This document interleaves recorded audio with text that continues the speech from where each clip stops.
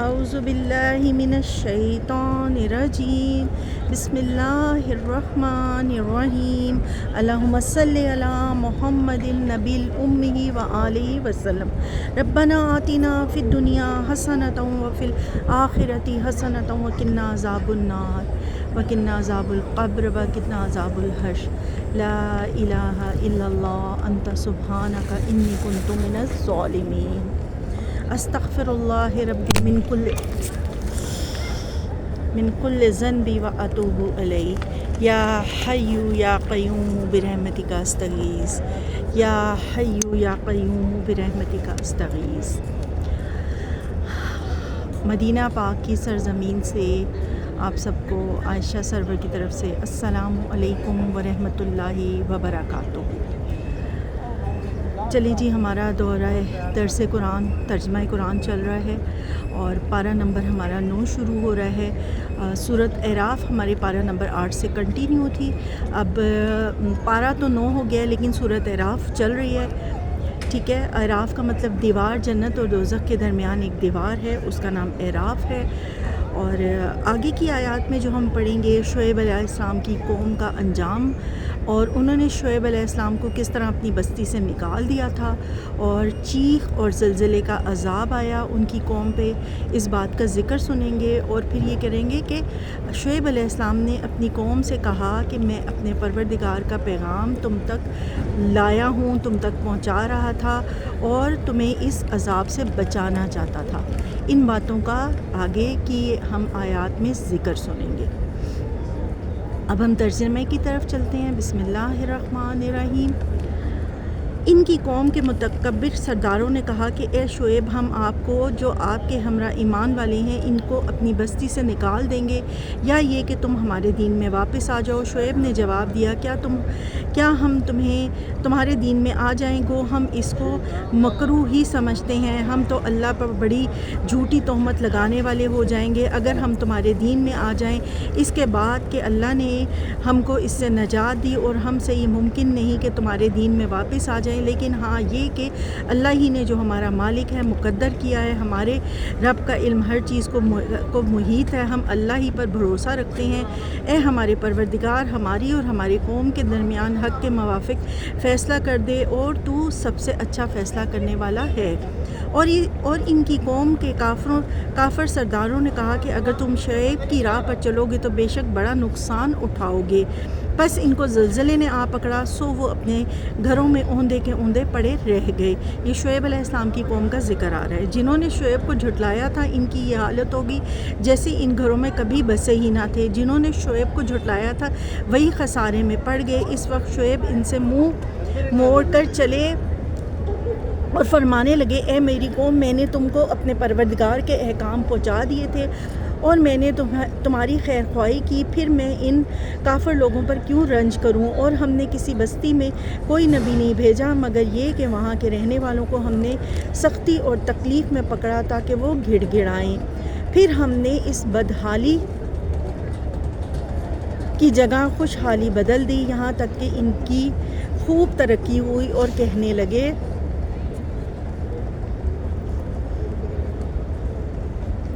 کہ ہمارے آباء و اجداد کو بھی تنگی اور راحت پیش آئی تھی تو ہم نے ان کو اچانک پکڑ لیا اور ان کی خبر بھی نہ تھی۔ اور اگر ان بستیوں کے رہنے والے ایمان لے آتے اور پرہیزگاری اختیار کرتے تو ہم ان پر آسمان اور زمین کی برکتیں کھول دیتے، لیکن انہوں نے جھٹلایا تو ہم نے ان کے اعمال کی وجہ سے ان کو پکڑ لیا اور ان کو خبر بھی نہ تھی۔ اگر ان بستیوں کے رہنے والے ایمان لے آتے اور پرہیزگاری اختیار کرتے تو ہم ان پر آسمان اور زمین کی برکتیں کھول دیتے، لیکن انہوں نے جھٹلایا تو ہم نے ان کے مال کی وجہ سے ان کو پکڑ لیا۔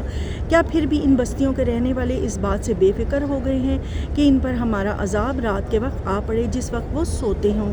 اور کیا ان بستیوں کے رہنے والے اس بات سے بے فکر ہو گئے ہیں کہ ان پر ہمارا عذاب دن چڑھے آ پڑے جس وقت کہ وہ اپنی کھیلوں میں مشغول ہوں؟ کیا بس وہ اللہ کی اس پکڑ سے بے فکر ہو گئے ہیں؟ سو اللہ کی پکڑ سے بجز ان کے جن کی شامت ہی آ گئی ہو اور کوئی بے فکر نہیں ہوتا۔ اور کیا ان لوگوں کو جو زمین کے وارث ہوں وہاں کے لوگوں کی ہدایت کے بعد ان واقعات مذکورہ نے یہ بات نہیں بتلائی کہ اگر ہم چاہیں تو ان کے جرائم کے سبب ان کو ہلاک کر ڈالیں اور ہم ان کے دلوں پر مہر لگا دیں، بس وہ نہ سن سکیں۔ ان بستیوں کے کچھ حصے ہم آپ سے بیان کر رہے ہیں اور ان سب کے پاس ان کے پیغمبر معجزات لے کر آئے۔ پھر جس چیز کو انہوں نے ابتدا میں جھوٹا کہہ دیا یہ بات نہ ہوئی کہ پھر اس کو مان لیتے۔ اللہ اسی طرح کافروں کے دلوں پر بند لگا دیتا ہے اور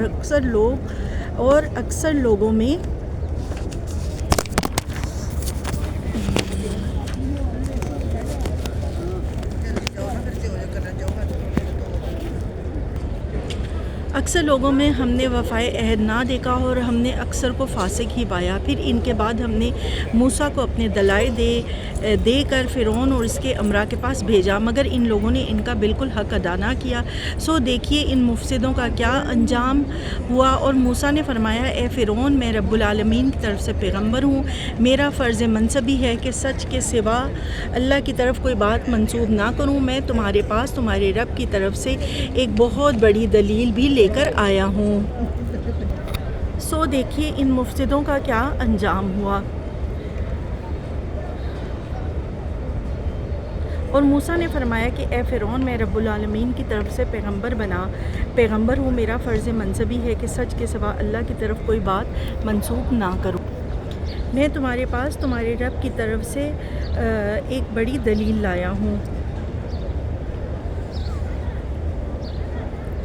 سو تو نبی اسرائیل کو میرے پاس بھیج دے۔ فرعون نے کہا، اگر آپ کوئی معجزہ لے کر آئے ہیں تو اس کو اب پیش کیجیے، اگر آپ سچے ہیں۔ پس آپ نے اپنا عصا ڈال دیا تو یکا یک وہ صاف ایک اژدھا بن گیا، اور اپنا ہاتھ باہر نکالا تو وہ یکا یک سب دیکھنے والوں کے روبرو بہت ہی بڑا چمکتا ہوا ہو گیا۔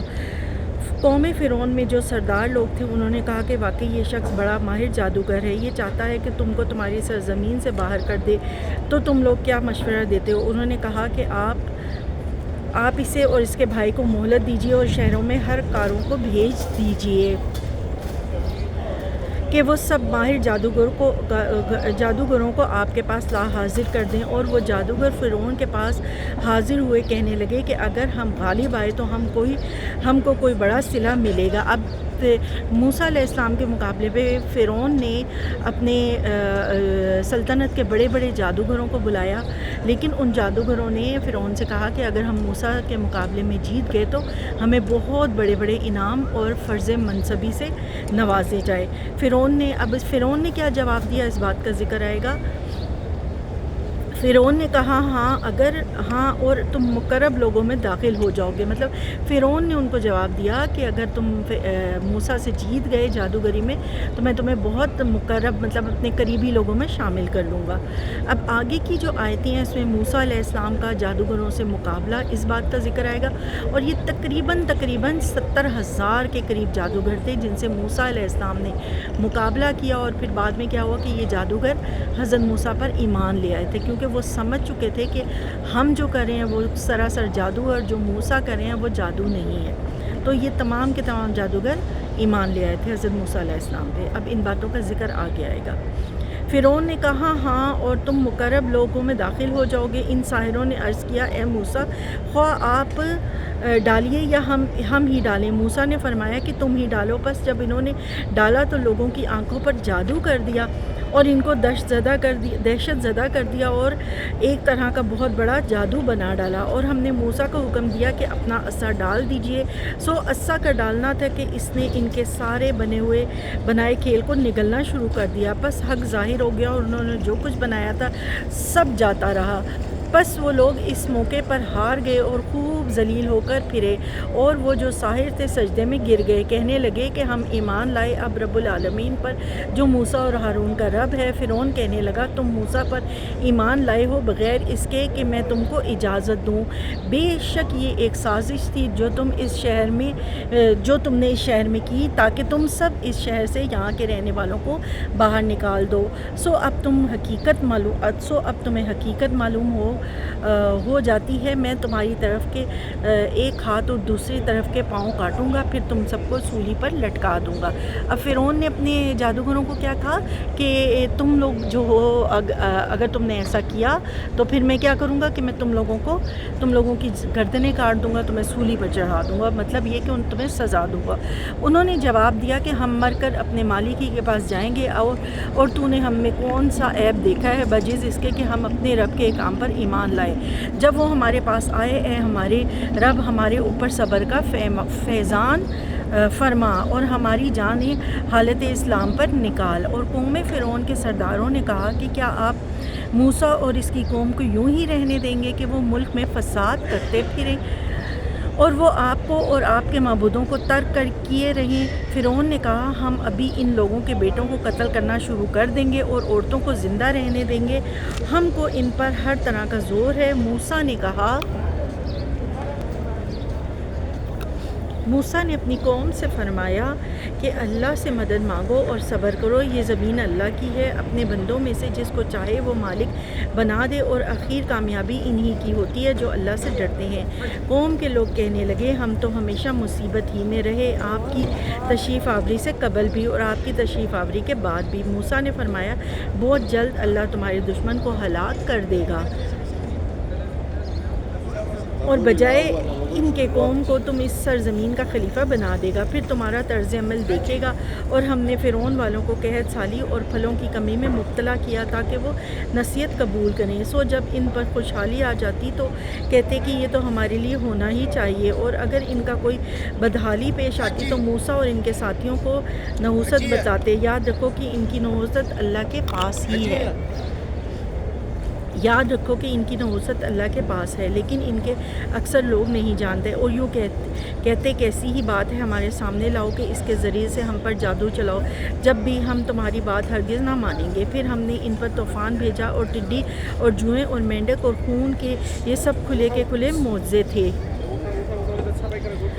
آگے جو ہے فرعونیوں پر عذاب، ٹڈی، جوئیں، مینڈک، خون، عذاب کے باوجود بھی تکبر کرتے تھے۔ فرعونیوں کے جو عذاب ہے ان کا ذکر ہے آگے۔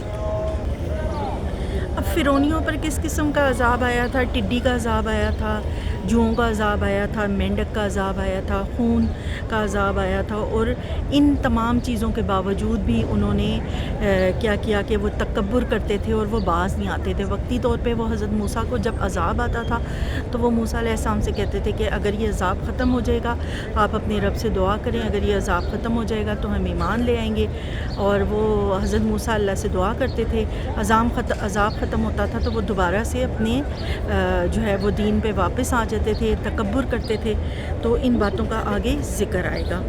اور یوں کہتے کیسی ہی بات ہمارے سامنے لاؤ کہ اس کے ذریعے سے ہم پر جادو چلاؤ، جب بھی ہم تمہاری بات ہرگز نہ مانیں گے۔ پھر ہم نے ان پر طوفان بھیجا اور ٹڈی اور جوئیں اور مینڈک اور خون کے یہ سب کھلے کھلے معجزے تھے، سو وہ تکبر کرتے رہے اور وہ لوگ تھے ہی جرائم پیشہ۔ اور جب ان پر کوئی عذاب واقع ہوتا تو یوں کہتے کہ اے موسیٰ ہمارے لیے اپنے رب سے اس بات کی دعا کر دیجئے جس کا اس نے آپ سے عہد کر رکھا ہے، اگر آپ اس عذاب کو ہم سے ہٹا دیں تو ہم ضرور آپ کے کہنے سے ایمان لے آئیں گے، اور ہم بنی اسرائیل کو بھی رہا کر کے آپ کے ہمراہ کر دیں گے۔ پھر جب ہم ان سے اس عذاب کو ایک خاص وقت تک کے لیے جب تک بہرحال ان کو پہنچنا تھا ہٹا دیتے تو وہ فوراً ہی عیب شکنی کرنے لگتے۔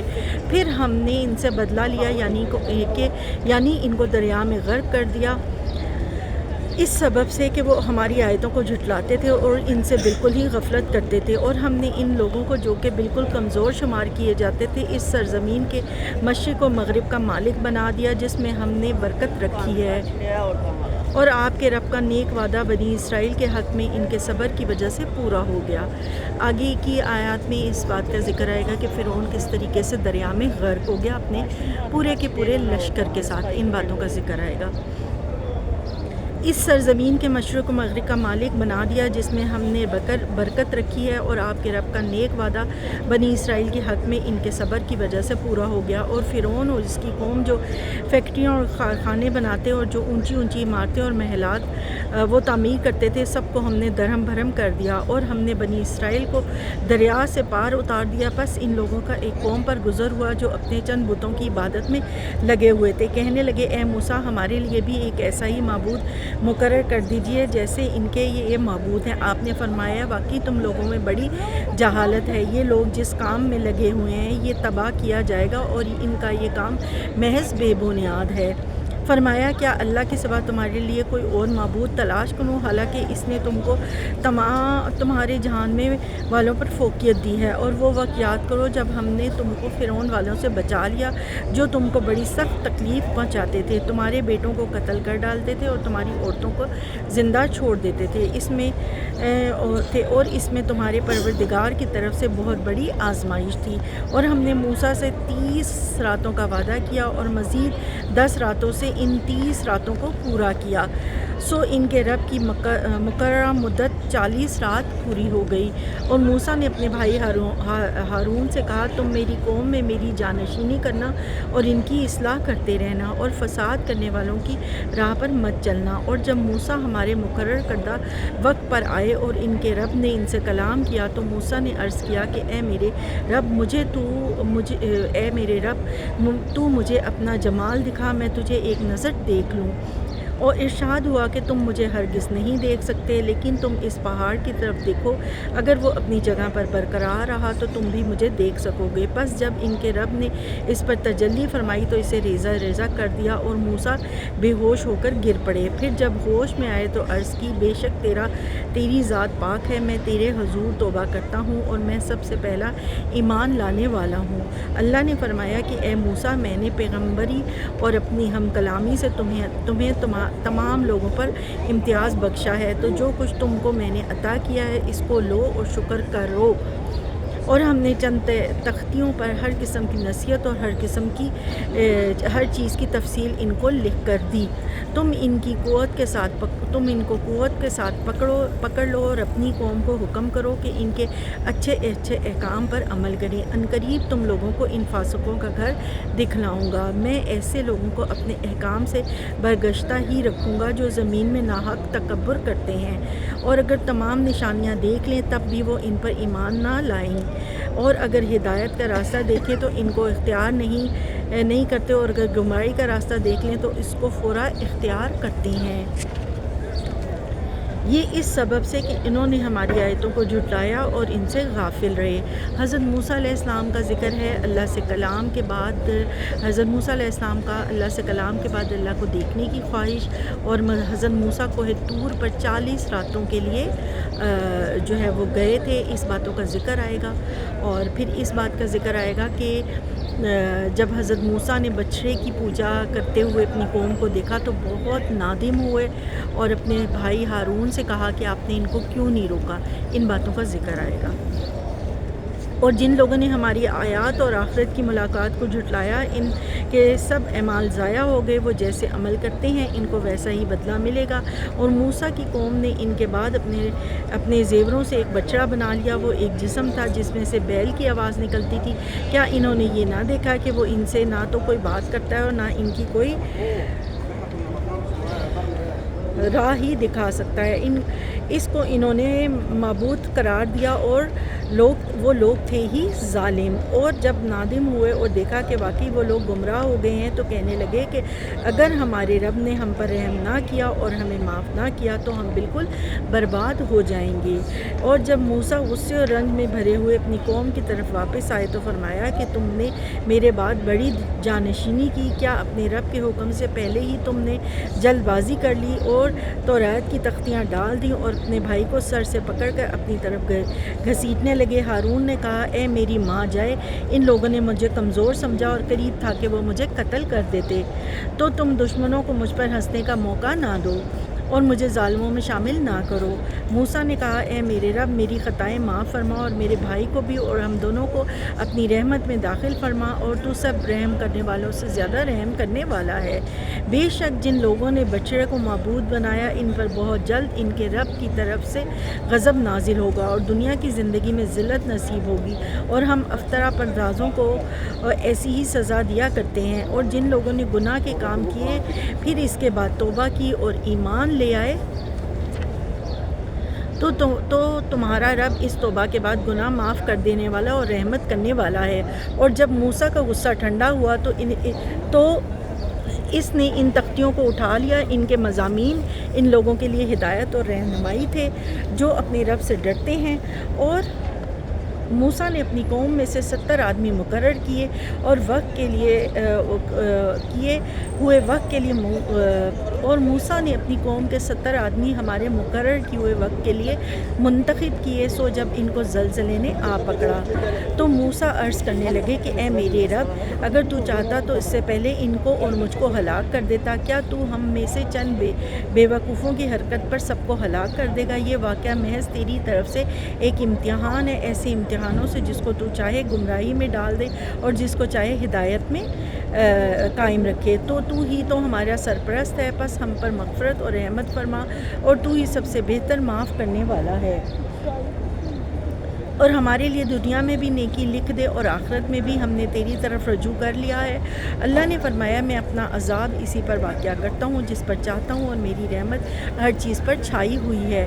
تو میں وہ رحمت ان لوگوں کے نام ضرور لکھوں گا جو اللہ سے ڈرتے ہیں اور زکوٰۃ دیتے ہیں اور ہماری آیتوں پر ایمان لاتے ہیں. جو لوگ رسول نبی امی کا اتباع کرتے ہیں جسے وہ اپنے پاس تورات و انجیل میں لکھا ہوا پاتے ہیں، ان کو نیک باتوں کا حکم فرماتے ہیں اور بری باتوں سے منع کرتے ہیں، اور پاکیزہ چیزوں کو حلال اور گندی چیزوں کو ان پر حرام فرماتے ہیں. اور ان لوگوں پر جو وہ بوجھ وہ توق تھے اور ان کو دور کرتے ہیں. سو جو لوگ اس نبی پر ایمان لاتے ہیں اور اس کی حمایت کرتے ہیں اور اس کی مدد کرتے ہیں اور اس نور کا اتباع کرتے ہیں جو اس کے ساتھ بھیجا گیا ہے، تو وہی لوگ فلاح پانے والے ہیں. آپ کہہ دیجئے کہ اے لوگوں، میں تم سب کی طرف اس اللہ کا رسول ہوں جس کی بادشاہی تمام آسمانوں اور زمین میں ہے. اس کے سوا کوئی عبادت کے لائق نہیں. وہی زندگی دیتا اور وہی موت دیتا ہے. سو اللہ پر ایمان لاؤ اور اس کے رسول نبی امی پر جو خود بھی اللہ اور اس کے احکام پر ایمان رکھتا ہے، اور اس کا اتباع کرو تاکہ تم ہدایت پاؤ. اور قوم موسیٰ میں ایک جماعت ایسی بھی ہے جو حق کے مطابق ہدایت کرتی ہے اور اسی کے مطابق انصاف کرتی ہے. حضرت موسیٰ علیہ السلام نے پھر کس طریقے سے 12 قبیلے بنائے تھے، آگے کی آیات میں ان باتوں کا ذکر آئے گا. اور ہم نے انہیں 12 قبیلوں کے لحاظ سے 12 جماعتیں بنا دیا. اور ہم نے موسیٰ کو حکم دیا کہ جب ان کی قوم نے ان سے پانی مانگا کہ اپنے عصا کو فلاں پتھر پر مارو، پس فوراً اس سے 12 چشمے نکلے. ہر شخص نے اپنے پانی پینے کا گھاٹ معلوم کر لیا. اور ہم نے ان پر ابر کا سایہ کیا اور ان پر من و سلوہ اتارا اور کہا کہ کھاؤ نفیس چیزوں سے جو کہ ہم نے تم کو دی ہیں. اور انہوں نے ہم پر ظلم نہیں کیا لیکن وہ اپنے آپ پر ہی ظلم کر رہے تھے. اور جب ان کو حکم دیا گیا کہ تم لوگ اس بستی میں جا کر رہو اور اس میں جہاں سے چاہو کھاؤ پیو اور یہ کہتے جانا کہ ہمیں معاف کر دے اور سجدہ کرتے ہوئے دروازے میں داخل ہونا، ہم تمہاری خطائیں معاف کر دیں گے. جو لوگ نیک کام کریں گے ان کو اور زیادہ دیں گے. تو جو لوگ ان میں سے ظالم تھے انہوں نے وہ بات ہی بدل دی جو ان سے کہی گئی تھی. پس ہم نے ان پر آسمان سے ایک عذاب بھیج دیا کیونکہ وہ ظلم کیا کرتے تھے. اور آپ ان لوگوں سے اس بستی والوں کا جو کہ دریائے شور کے قریب آباد تھے اس وقت کا حال پوچھیے جب کہ وہ ہفتہ کے بارے میں حد سے نکل رہے تھے، جب کہ ان کے ہفتہ کے روز ان کی مچھلیاں ظاہر ہو کر ان کے سامنے آتی تھی، اور جب ہفتہ کا دن نہ ہوتا تو ان کے سامنے نہ آتی تھی. اس طرح ہم انہیں آزمائش میں ڈال رہے تھے اس سبب سے کہ وہ نافرمانی کیا کرتے تھے. اور جب ان میں سے ایک جماعت نے یوں کہا کہ تم ایسے لوگوں کو کیوں نصیحت کرتے ہو جن کو اللہ بالکل ہلاک کرنے والا ہے یا ان کو سخت سزا دینے والا ہے؟ انہوں نے جواب دیا کہ تمہارے رب کے سامنے معذرت کرنے کے لیے، اس لیے کہ شاید وہ ڈر جائیں. سو جب وہ اس نصیحت کو بھول گئے جو ان کو کی گئی تھی تو ہم نے ان لوگوں کو تو بچا لیا جو اس بری عادت سے منع کیا کرتے تھے، اور ان لوگوں کو جو کہ زیادتی کرتے تھے ایک سخت عذاب میں پکڑ لیا اس وجہ سے کہ وہ نافرمانی کیا کرتے تھے. یعنی جب وہ جس کام سے ان کو منع کیا گیا تھا اس میں حد سے نکل گئے تھے تو ہم نے ان کو کہہ دیا تم بندر ذلیل بن جاؤ. اور وہ وقت یاد کرنا چاہیے کہ جب آپ کے رب نے یہ اعلان کر دیا کہ وہ ان یہود پر قیامت تک ایسے شخص کو ضرور مسلط کرتا رہے گا جو ان کو بدترین عذاب دیتا رہے گا. بلا شبہ آپ کا رب جلد ہی سزا دے دیتا ہے، اور بلا شبہ وہ واقعی بڑی مغفرت والا اور بڑی رحمت والا ہے۔ اور ہم نے زمین میں ان کی مختلف جماعتیں کر دیں، بعض ان میں سے نیک تھے اور بعض ان میں اور طرح کے یعنی بد تھے، اور ہم ان کو خوش حالیوں اور بدحالیوں سے آزماتے رہے کہ شاید وہ باز آ جائیں۔ پھر ان کے بعد ایسے ناخلف لوگ ان کے جانشین بنے جو کتاب یعنی تورات کے وارث ہوئے، اور وہ اس ادنا دنیا کا سامان لے لیتے۔ آگے کی آیات میں ان باتوں کا ذکر آئے گا کہ دنیا کا مال حقیر اور ردی ہے، اصل مال آخرت کا ہے جو کہ ہم نے دنیا میں جمع کرنا ہے۔ یہ دنیا کے مال کی اہمیت کچھ بھی نہیں ہے، یہ بہت ہی حقیر چیز ہے۔ اور کہتے تھے کہ ضرور ہماری مغفرت ہو جائے گی، حالانکہ اگر ان کے پاس پھر ویسا ہی سامان آنے لگے تو اس کو بھی لے لیں گے۔ کیا ان سے اس کتاب میں پختہ وعدہ نہیں لیا گیا کہ اللہ کی طرف بجز حق بات کے اور کسی بات کی نسبت نہ کریں؟ اور اس کتاب میں جو کچھ تھا انہوں نے اس کو پڑھ بھی لیا، اور آخرت والا گھر ان لوگوں کے لیے بہتر ہے جو تقویٰ رکھتے ہیں۔ پھر کیا تم نہیں سمجھتے؟ اور جو لوگ اللہ کی کتاب کو مضبوطی سے پکڑتے اور نماز قائم کرتے ہیں، ہم ایسے نیک کردار لوگوں کا ثواب ضائع نہیں کرتے۔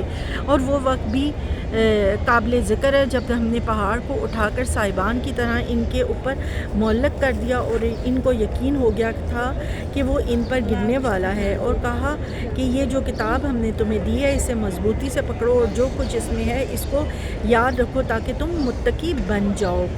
اچھا، عہد الست کا ذکر ہے، اور اللہ تعالیٰ نے تمام آدم کی اولاد سے اپنے رب ہونے کا عہد لیا تھا، اس بات کا ذکر ہے۔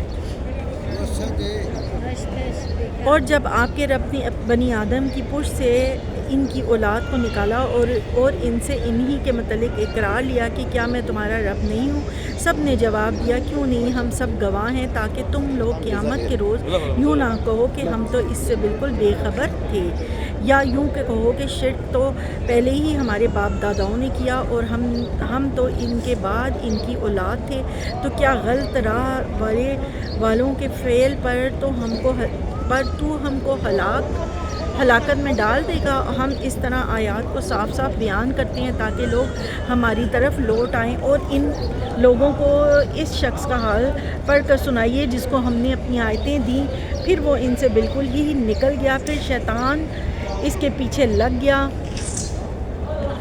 اب آگے کی آیات میں اس بات کا ذکر آئے گا کہ کتاب کا علم ہونے کے باوجود لوگ کس طریقے سے شیطان کے بہکاوے میں آ کر گمراہ ہو جاتے ہیں، ان باتوں کا آگے کی آیات میں ذکر آئے گا۔ پھر شیطان اس کے پیچھے لگ گیا، سو وہ گمراہ لوگوں میں شامل ہو گیا، اور اگر ہم چاہتے تو اس کی ان آیتوں کی بدولت بلند مرتبہ کر دیتے، لیکن وہ تو دنیا کی طرف مائل ہو گیا اور اپنی نفسانی خواہش کی پیروی کرنے لگا، سو اس کی حالت کتے کی سی ہو گئی کہ اگر تو اس پر حملہ کرے تب بھی ہانپے، یا اس کو چھوڑ دے تب بھی ہانپے۔ یہی حالت ان لوگوں کی ہے جنہوں نے ہماری آیتوں کو جھٹلایا، سو آپ ان واقعات کو بیان کر دیجئے تاکہ وہ لوگ کچھ سوچیں۔ ان لوگوں کی مثال بری بھی ہے جنہوں نے ہماری آیات کو جھٹلایا، وہ اپنے آپ پر ہی ظلم کرتے رہے۔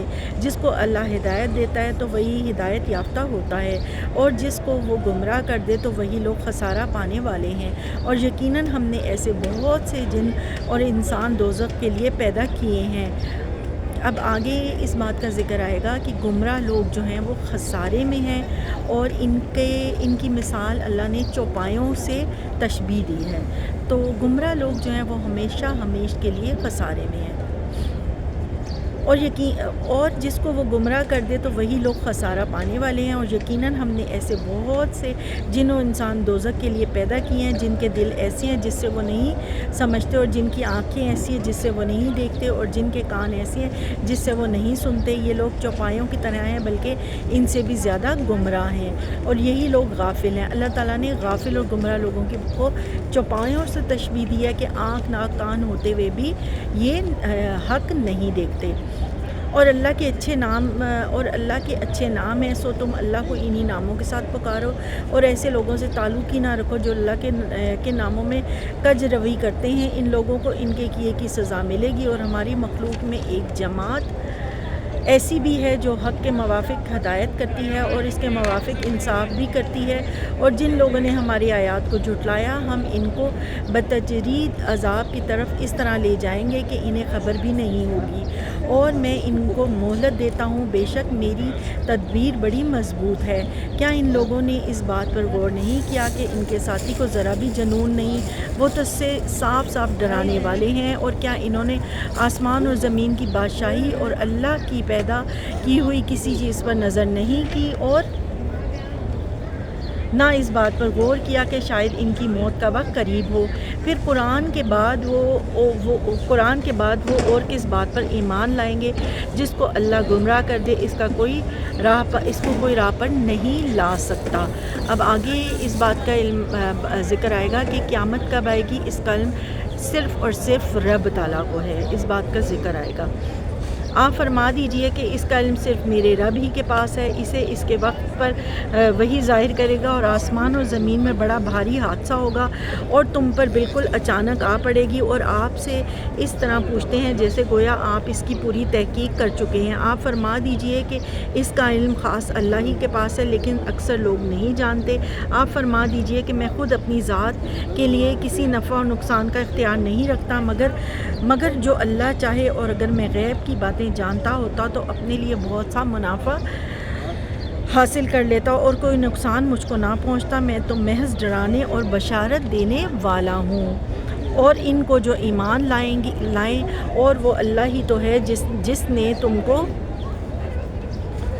ایک جان سے پیدا کیا اور اسی سے جوڑا بنایا تاکہ وہ اس سے سکون حاصل کرے۔ پھر جب میاں نے بیوی سے قربت کی تو اس کو ہلکا سا ہمر ٹھہر گیا اور وہ اس کو لیے ہوئے چلتی پھرتی رہی۔ پھر جب وہ بوجھل ہو گیا تو دونوں میاں بیوی اللہ سے جو ان کا مالک ہے دعا کرنے لگے کہ اگر تو نے ہم کو صحیح سالم اولاد دی تو ہم خوب شکر گزاری کریں گے۔ سو جب اللہ نے دونوں کو صحیح سالم اولاد دے دی تو اللہ کی دی ہوئی چیزوں میں وہ دونوں اللہ کے شریک قرار دینے لگے، پس اللہ بلند تر ہے اس سے جو شرک کرتے ہیں۔ کیا وہ ایسوں کو شریک ٹھہراتے ہیں جو کسی چیز کو پیدا نہیں کر سکتے اور وہ خود پیدا کیے جاتے ہیں؟ وہ نہ تو ان کی مدد کر سکتے ہیں اور نہ خود اپنی ہی مدد کر سکتے ہیں، اور جو کسی چیز کو پیدا نہیں کر سکتے وہ خود پیدا کیے جاتے ہیں۔ وہ نہ تو ان کی مدد کر سکتے ہیں اور نہ خود اپنی ہی مدد کر سکتے ہیں، اور اگر تم ان کو ہدایت کی طرف بلاؤ تو تمہارے کہنے پر نہ چلیں گے۔ تمہارے لیے دونوں امر برابر ہیں، خواہ تم ان کو پکارو یا تم خاموش رہو۔ اللہ کو چھوڑ کر جنہیں تم پکارتے ہو بلا شبہ وہ بھی تم ہی جیسے بندے ہیں، سو تم ان کو پکارو اگر تم سچے ہو تو چاہے کہ وہ تمہیں جواب دیں۔ کیا ان کے پاؤں ہیں جن سے وہ چلتے ہیں، یا ان کے ہاتھ ہیں جن سے وہ پکڑتے ہوں، یا ان کی آنکھیں ہیں جن سے وہ دیکھتے ہوں، یا ان کے کان ہیں جن سے وہ سنتے ہوں؟ آپ کہہ دیجئے تم اپنے سب شریک کو بلا لو، پھر میرے خلاف تدبیریں کرو، پھر مجھے ذرا مہلت نہ دو۔ یقیناً میرا کارساز اللہ ہے جس نے یہ کتاب نازل فرمائی، اور وہ نیک بندوں کا کارساز ہے۔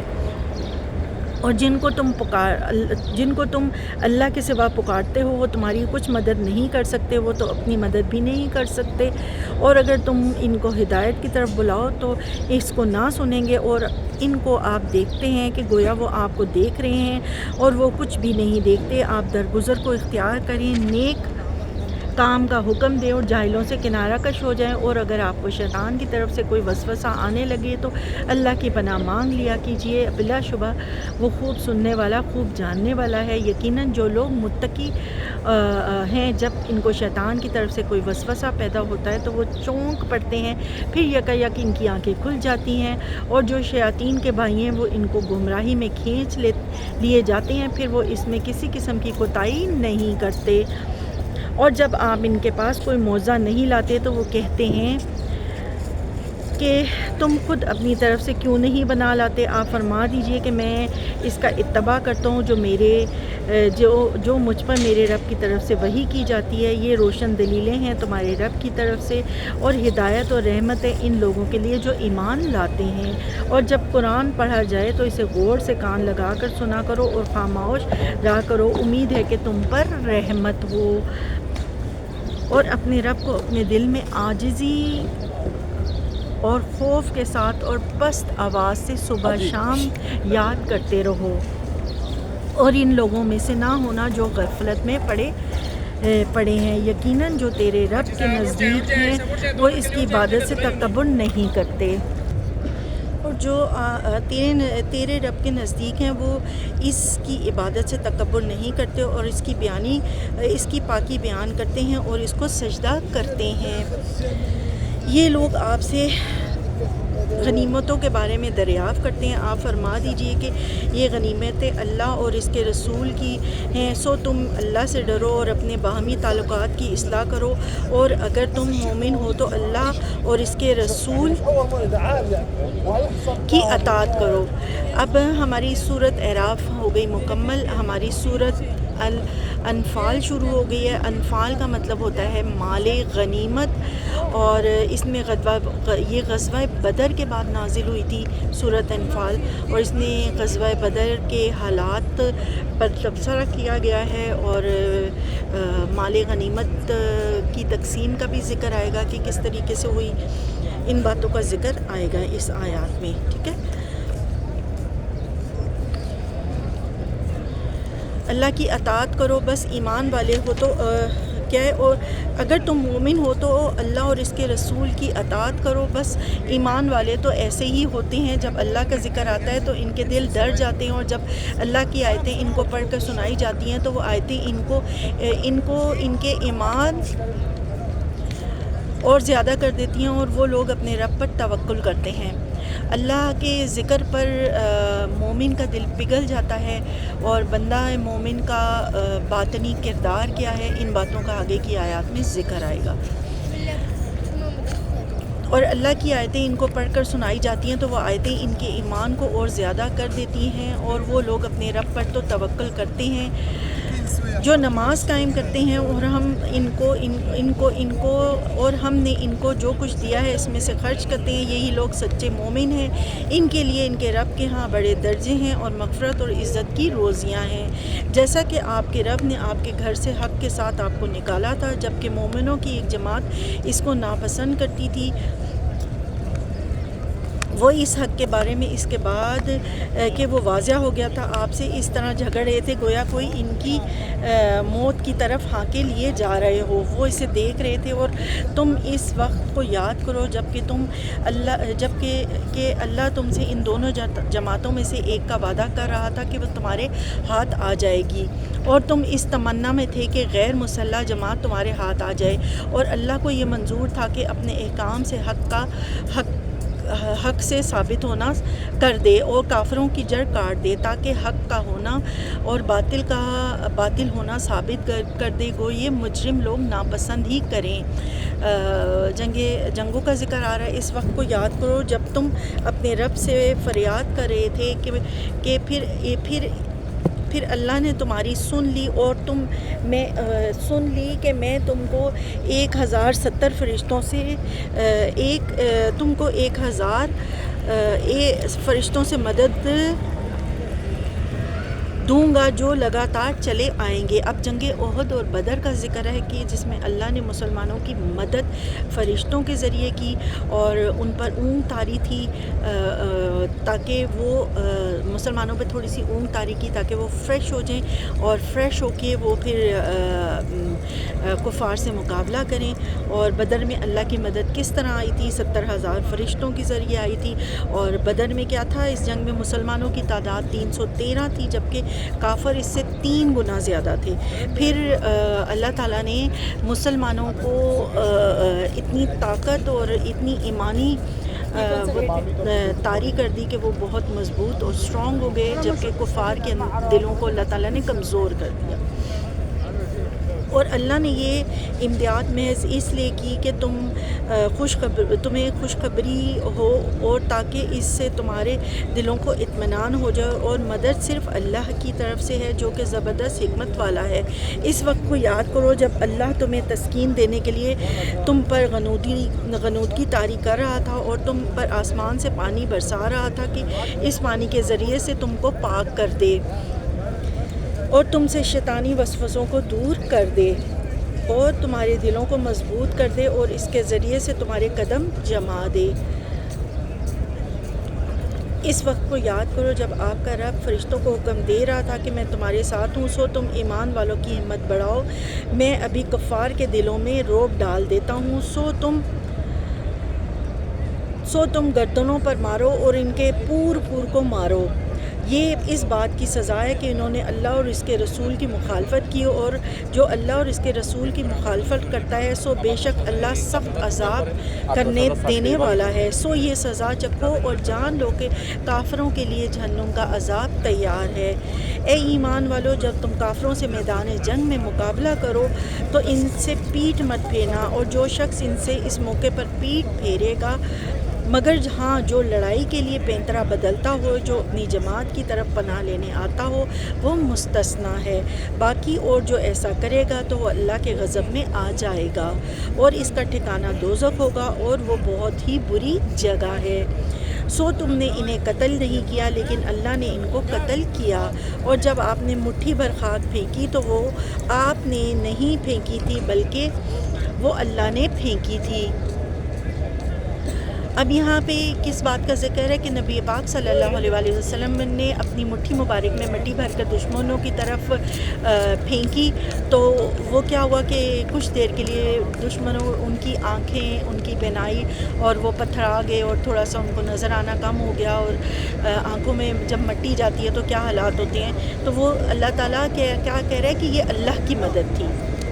بلا شبہ اللہ خوب سننے اور خوب جاننے والا ہے۔ ایک بات تو یہ ہوئی، اور دوسری بات یہ ہے کہ اللہ کافروں کی تدابیروں کو کمزور کرنے والا ہے۔ اگر تم لوگ فیصلہ چاہتے ہو تو وہ فیصلہ تمہارے سامنے موجود ہوا، اور اگر باز آ جاؤ تو یہ تمہارے لیے بہتر ہے، اور اگر تم پھر وہی کام کرو گے تو ہم بھی پھر وہی کام کریں گے، اور تمہاری جمعیت تمہارے ذرا بھی کام نہ آ سکے گی، کو کتنی زیادہ ہو۔ اور واقعی بات یہ ہے کہ اللہ ایمان والوں کے ساتھ ہے۔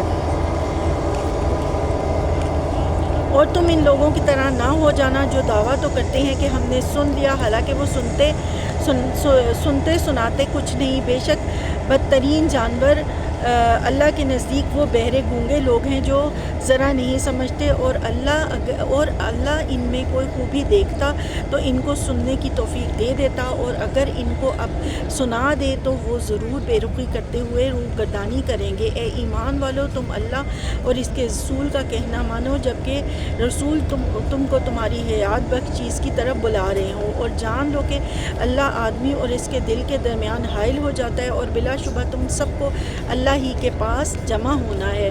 اور تم اس فتنے سے بچو کہ جو خاص انہی لوگوں پر واقعہ نہ ہوگا جو تم میں سے گناہوں کے مرتکب ہوئے ہیں، اور جان لو کہ اللہ سخت سزا دینے والا ہے۔ اور اس حالت کو یاد کرو جب تم تھوڑے تھے، زمین میں کمزور سمجھے جاتے تھے، اور تم ڈرتے تھے کہ کہیں لوگ تمہیں اچک نہ لے جائیں، سو اللہ نے تمہیں رہنے کی جگہ دی، اور تمہیں اپنی نصرت سے قوت دی، اور تمہیں نفیس چیز عطا فرمائی تاکہ تم شکر کرو۔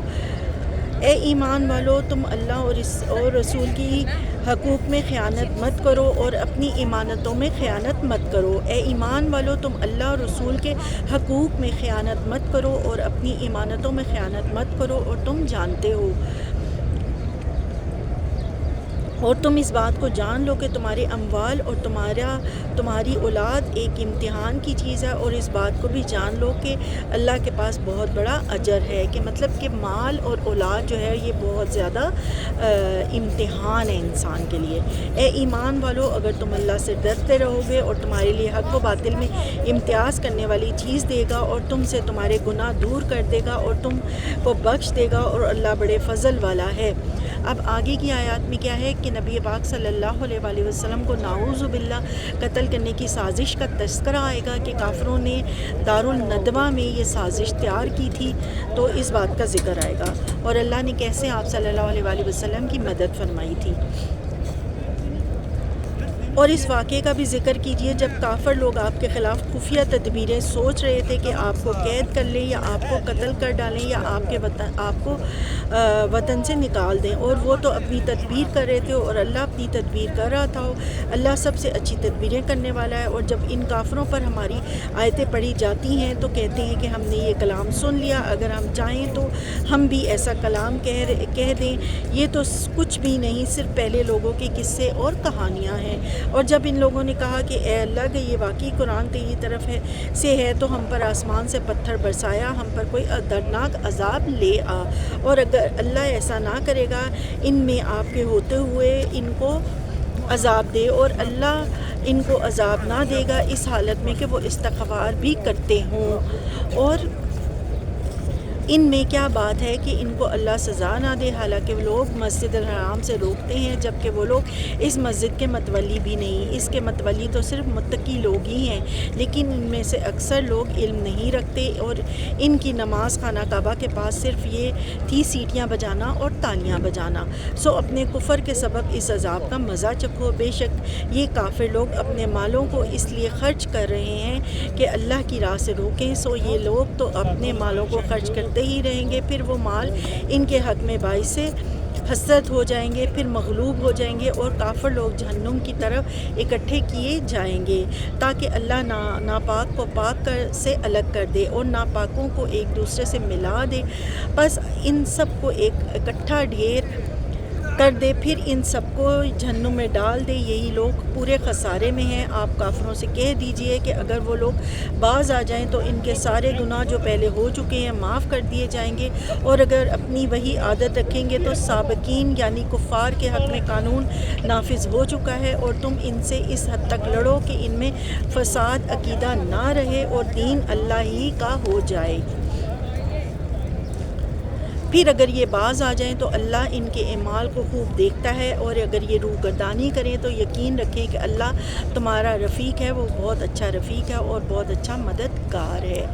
ہمارا پارہ نمبر 9 مکمل ہوا، اور دعا ہے رب تعالیٰ سے کہ ہم نے آج کے پارے میں جو خیر کے اسباب پڑھے رب تعالیٰ ہمیں وہ خیر عطا کرے، جو ہم نے شر پڑھا اللہ رب العزت ہمیں اس شر سے بچائے، اللہ تعالیٰ جو ہم نے جنت کی خوشخبریاں پڑھی، جنت میں جانے والے اعمال پڑھے، اللہ تعالیٰ ہم سب میں، میرے اور آپ میں، وہ جنت میں جانے والے اعمال پیدا کرے، اور جو جہنم کے تباہکاریاں پڑھی ہیں رب العزت ہم سب کو جہنم کی ان تباہکاریوں سے بچائے۔ میں نے اپنے نبی کے دربار میں، اس ہستی کے دربار میں بیٹھ کے آپ کو قرآن سنایا جو قرآن ہم تک لے کے آیا، جس نے ہمیں راہ ہدایت دکھائی، جس نبی نے ہمیں اللہ کی پہچان کروائی۔ میں نے آج اسی کے دربار میں بیٹھ کے سنایا اور آپ نے سنا۔ رب تعالیٰ اگر ہم سے کوئی غلطی ہو گئی ہو سنانے میں، پڑھنے میں، سننے میں، تو یا اللہ ہمیں معاف فرما دے۔ مدینہ پاک کی پیاری ٹھنڈی چھاؤں، مسجد نبوی کی خوبصورت ساتیں، یہاں سے آپ نے اپنے رب کا کلام سنا، اس دنیا کے سب سے بڑے دربار سے۔ رب تعالیٰ آپ کی ہر خواہش پوری کرے، رب تعالیٰ آپ کا حامی و ناصر ہو۔ ہر وہ بہن، ہر وہ بھائی جس نے مجھے دعا کے لیے کہا ہے، ہر وہ بیٹی، ہر وہ بیٹا جس نے مجھے دعا کے لیے کہا ہے، ہر بہن، اللہ تعالیٰ تمام بہن بھائیوں کو، اللہ تعالیٰ تمام سننے والے بہن بھائیوں کو، اللہ تعالیٰ سب کو اپنی خیر عطا کرے، اللہ تعالیٰ سب کے دل کی خواہشوں کو پورا کرے، اور ہر سننے والے کو، ہر دیکھنے والے کو اللہ تعالیٰ اس دربار میں لے کے آئے، یہاں بیٹھ کے عبادت، نماز، روزے کی توفیق دے، دین ہدایت، صراط مستقیم دے۔ یہ ایک چھوٹا سا تبلیغ کا ذریعہ ہے، آپ کے ایک چھوٹے سے کلک سے، آپ کے ایک چھوٹے سے فارورڈ سے، شیئر کرنے سے یہ ویڈیو اور بھی بہت سارے لوگ دیکھ سکیں گے، اللہ کے اس کلام سے مستفید ہو سکیں گے، اور نبی پاک کی سرزمین سے آنے والی اس قرآن کی صداؤں کو سن سکیں گے۔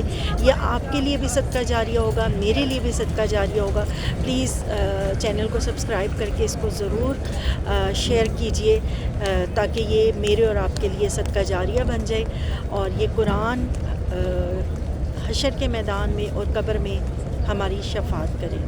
جزاک اللہ خیرن کثیرہ۔ السلام علیکم ورحمۃ اللہ وبرکاتہ۔